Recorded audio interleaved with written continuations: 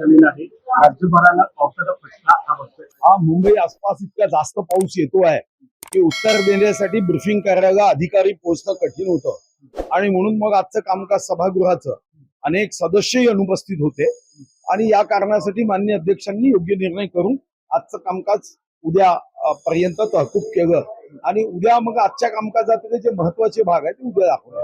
मात्र विरोधक म्हणत आहेत की सरकारचं झालेलं फेल्युअर आहे. कारण अनेक ठिकाणी खड्डे आहेत, झाडे पडतायत, रस्ता खचतोय, त्यामुळे फेल्युअर असल्यामुळे आजचं कामकाज स्थगित केलेलं असं विरोधक म्हणतात. कोविड मध्ये तुम्ही 1 दिवस 2 दिवस अधिवेशन चालवायचे, काय तुमचं फेल्युअर होतं? आम्ही तर 1 दिवस नाही, जेवढा कामकाज माननीय अध्यक्ष महोदय, माननीय मुख्यमंत्री महोदय, संसदीय कामकाज मंत्री महोदय आणि उपमुख्यमंत्री महोदयांना धन्यवाद देऊ की मी अनेक वर्ष या सभागृहात आहे. साधारणतः अधिवेशनाचा कालावधी ठरवल्यावर कधीच कमी करत नाही. पूर्ण कामकाज विषय नसेल तर तुम्हाला संधी देतात. मला वाटतं की कोणत्याही गोष्टीला विरोध करणं हे काही लोकशाहीमध्ये अभिप्रेत नाही. सुद्धा होताना पाहायला मिळत आहे. एक पानपूरमध्ये जी घटना घडली त्याच्यामध्ये 6 जणांचा मृत्यू झाला. आणखी मृत्यू आणण्याची भीती वर्तवली जाते. हे तर दुर्दैवी आहे.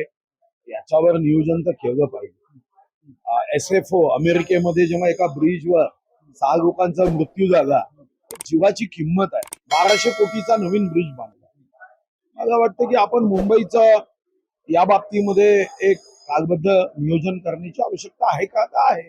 शेवटी कर्त्या व्यक्तीचा जेव्हा मृत्यू होतो तेव्हा त्याच्या कुटुंबावर एवढा आघात होतो की भर दुपारी उन्हाळ्याच्या 12 वाजताही त्याच्या कुटुंबात मात्र आयुष्याचा अंधार असतो आणि म्हणून याचं योग्य नियोजन करणं आणि खरं तर IAS म्हणजे इंटेलिजंट इन ऑल सेन्स. तर सर्वांनी मिळून याचा विचार केला पाहिजे की अशा इमारतीचं काय केलं पाहिजे, या इमारतीमध्ये जीव वाचवण्याच्या दृष्टीने काय केलं पाहिजे. आता या संदर्भात माढाचे सीओनी एक उत्तम असं प्लॅन दिला आहे. एकदा माझी सहज विधान भवनात भेट झाली तेव्हा त्यांनी चांगला प्लॅन दिला. तर त्याच्या आपण त्यांनी प्लॅन दिला त्याच्यावर अभ्यास केला पाहिजे. आपल्याकडे का एखाद्या अधिकाऱ्यांनी चांगला प्लॅन दिला तर दुसरा अधिकारी म्हणतो नाही नाही हा मान्य, असं होईल. कोणत्या मोठ्या प्रमाणात सुरू आहे. त्यावरून कुठेतरी भ्रष्टाचार मुक्त होणार असं जे सरकार म्हणत होते. आता सरकार कुठे आहे असं तुमचा विरोध नाही, त्याच्यावर काही मला बघायचं.